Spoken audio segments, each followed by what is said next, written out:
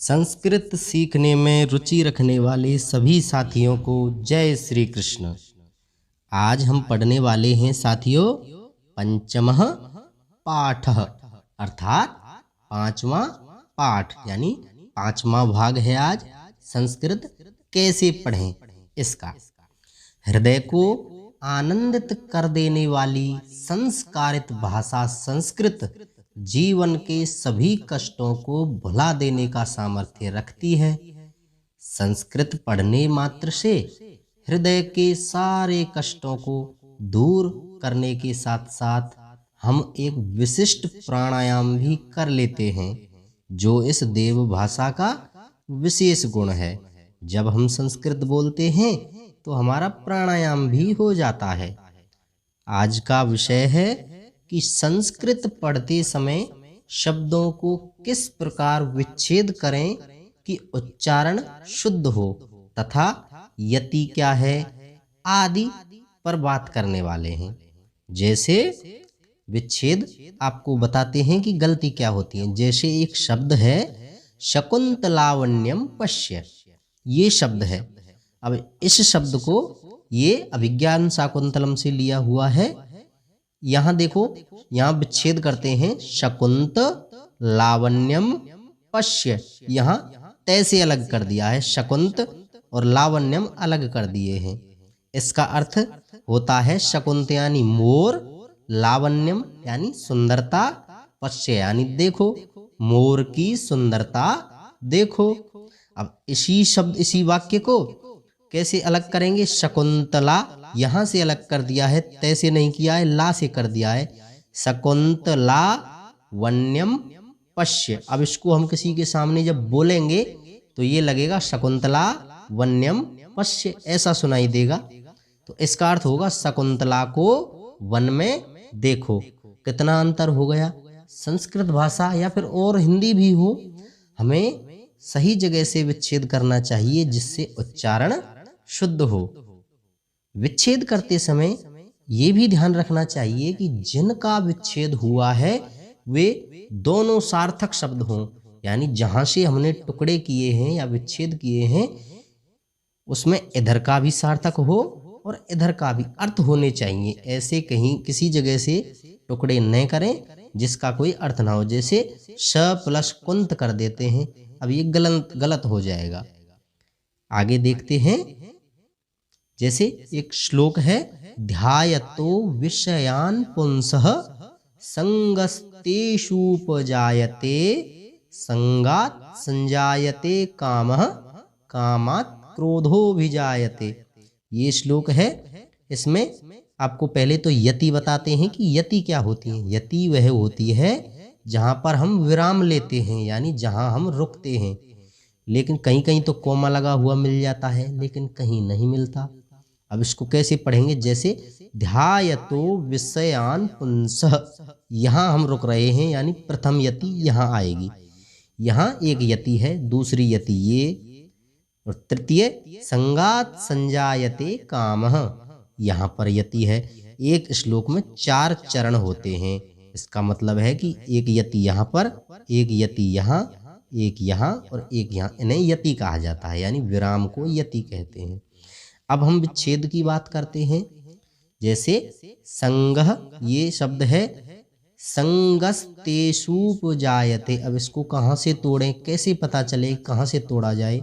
अब हमने आपको बताया कि शब्द सार्थक होने चाहिए। जैसे संगह तेषु उपजायते, ये तीनों ही सार्थक शब्द हैं।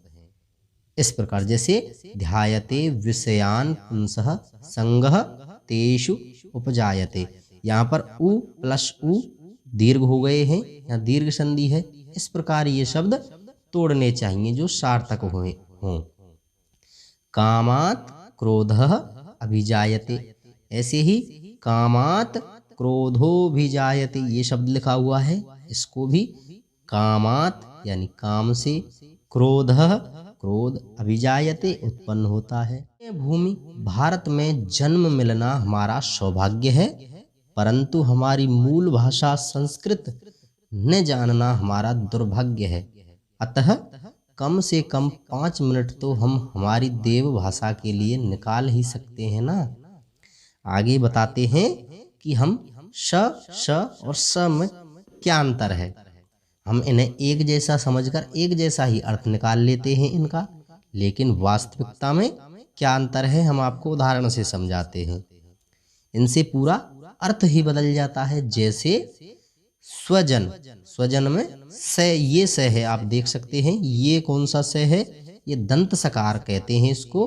पिछली वीडियो अगर आपने नहीं देखी हो उच्चारण स्थान वाली तो आप देख सकते हैं और देख ली है।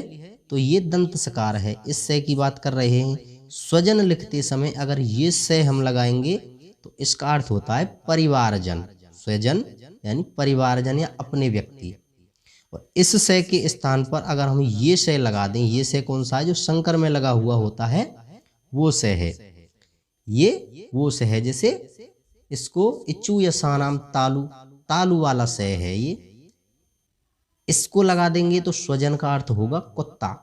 अर्थ बदल गया ना। अगर किसी से कहना है स्वजन आ रहे हैं, अगर ये से लगा दिया तो परिवारजन और ये स लगा दिया तो कुत्ता हो जाएगा इसका अर्थ। ऐसे ही सकलम शब्द का अर्थ है संपूर्ण, सकलम यानी संपूर्ण, और श बदल दिया शकलम कर दिया तो इसका अर्थ है टूटा हुआ, शकलम यानी टूटा हुआ। इसी प्रकार सकृत शब्द, सकृत शब्द का अर्थ है किसी समय, लेकिन सकृत में श के स्थान पर श लगा दिया, स के स्थान पर श, इसका अर्थ हो जाएगा गोबर का घूरा यानी गोबर का टीला। इस प्रकार हमें तीनों श में अंतर भी समझना चाहिए। जहां पर जिसकी जरूरत है वही लगना चाहिए। ये विसर्ग संधि में आपको बताएंगे बहुत जल्द कि किस जगह कौन सा स आता है। यहाँ लिखा हुआ है यद्यपि बहुनाधीशे तथापि पठपुत्र व्याकरणम स्वजनो स्वजनो माँ भूत सकलम शकलम सकृत सकृत। ये वही श्लोक है जो भी आपको बताया है कि कोई कहता है कि पुत्र यदि तुम बहुत विद्वान नहीं बन पाते हो तो भी व्याकरण अवश्य पढ़ो, ताकि स्वजन और स्वजन यानी कुत्ता ने स्वजन का स्वजन न बने, और सकल के स्थान पर शकल न लिखो, और सकृत के स्थान पर सकृत न बनो। आगे अगली चीज है छोटी बड़ी मात्राओं का विशेष ध्यान रखें जिससे अर्थ का अनर्थ न हो जाए। ये भी संस्कृत पढ़ते समय या लिखते समय हमें ध्यान रखना है, बोलते समय विशेष ध्यान रखना है। जैसे एक शब्द है कोटि और एक शब्द है कोटि, कोटि कोटि, इनके अर्थ देखिए। कोटि शब्द का अर्थ है करोड़ और कोटि शब्द का अर्थ है प्रकार या श्रेणी। अब अगर कोटि के स्थान पर कोटि कर दिया या कोटि के स्थान पर कोटि कर दिया तो अर्थ का अनर्थ हो जाएगा। इस प्रकार संस्कृत पढ़ते समय विशेष ध्यान देना चाहिए। आशा करता हूँ कि आज की वीडियो से आपके ज्ञान में जरूर वृद्धि हुई होगी। अगर आप संस्कृत सीखने में रुचि रखेंगे तो हम आपके लिए नए नए वीडियो लाते रहेंगे। इसके लिए हमें सब्सक्राइब करें, वीडियो को लाइक व शेयर करें। जय श्री कृष्णा।